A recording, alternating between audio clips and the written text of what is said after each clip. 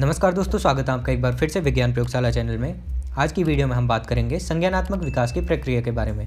Video शुरू करने से पहले मैं आपको बता दूं कि ये हमारी बाल्यावस्था एवं विकास चाइल्डहुड एंड ग्रोइंग अप की प्लेलिस्ट चल रही है, जिसका आज 23वां लेक्चर है। यदि आपने पिछले 22 लेक्चर नहीं देखे हैं तो डिस्क्रिप्शन में दी गई लिंक पर जाकर या ऊपर आई बटन पर क्लिक करके उन लेक्चर्स को भी देख सकते हैं। तो चलिए वीडियो शुरू करते हैं।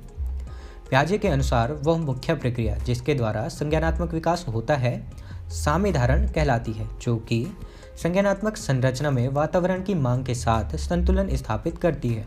बच्चे जैसे बाह्य जगत के साथ पारस्परिक क्रिया करते हैं, तब वे नई स्थितियों को अपनी पूर्वधारित धारणाओं, विचारों जो कि बाह्य जगत के विषय में होती हैं, या यह बाह्य जगत उसके अनुसार जैसा होना चाहिए, उसके समान नहीं पाते हैं, तो संज्ञानात्मक संरचना में असंतुलन हो जाता है और वह फिर बौद्धिक संरचना में संतुलन लेने का प्रयास करता है। नवीन ज्ञान की प्राप्ति इसी बौद्धिक संतुलन, असंतुलन और पुनः संतुलन की प्रक्रिया है। यानी कि बाह्य जगत के साथ जब बच्चा क्रिया करता है या उसके साथ परस्पर क्रिया करता है, तब वह अपनी उन स्थितियों को अपनी पूर्वधारित धारणाओं के अनुसार, यानी कि जो परसेप्शन उसकी पहले से है किसी विशेष चीज़ों को लेकर, और बाह्य जगत में वो उस तरीके से नहीं पाता है, तो उसकी संज्ञानात्मक संरचना में असंतुलन उत्पन्न हो जाता है। यानी कि होनी किसी और तरीके से चाहिए थी, लेकिन हो किसी और तरीके से रही है वो बाह्य जगत में। यानी कि दिमाग में कुछ और उसकी परसेप्शन थी, धारणाएं थी किसी पर्टिकुलर चीज़ को लेके, लेकिन अब बाह्य जगत में देख रहा है तो वहाँ पर उससे मैच ही नहीं हो रही है।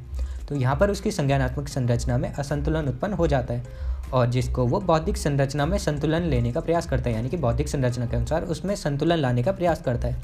तो चलिए इसको एक उदाहरण के द्वारा समझते हैं।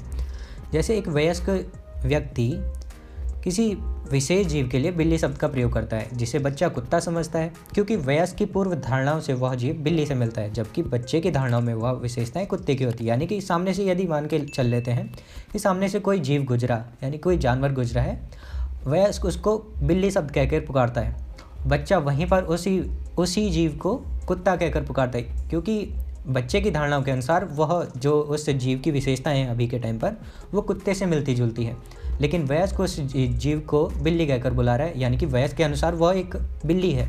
यहाँ वयस्क द्वारा बिल्ली बताने पर बौद्धिक संरचना में असंतुलन हो जाता है। यानी कि बच्चे के अनुसार तो वो कुत्ता था, लेकिन यदि बड़े ने बिल्ली बोला है तो यहाँ पर बच्चे के बौद्धिक संरचना में असंतुलन हो जाएगा। यानी कि यहाँ पर उसकी जो परसेप्शन थी बिल्ली को लेकर या कुत्ते को लेकर, वो बिल्कुल डिफरेंट हो गई, यहाँ पे बिल्कुल उनसे अलग ही हो गई हैं।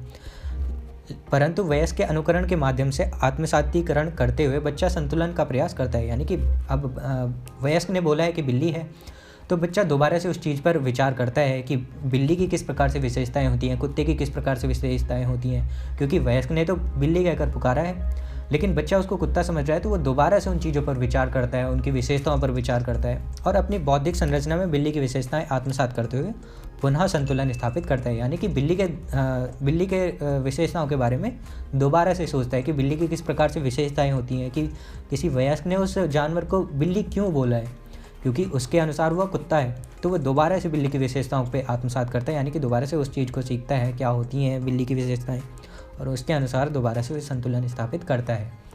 हर ज्ञान के लिए यही क्रम चलता है। यानी कि अब ये तो केवल एक उदाहरण के रूप में हमने बिल्ली और कुत्ते का एग्जाम्पल लिया था, यानी कि एक जानवर का उदाहरण लिया था, तो ऐसा अन्य चीज़ों के लिए भी हो सकता है, तो उनके लिए भी यह सेम क्रम चलता है, यही बिल्कुल ऐसी ही क्रम चलता है सीखने का।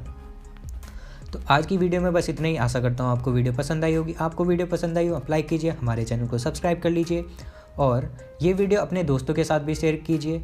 मिलते हैं अगली वीडियो में, तब तक के लिए धन्यवाद।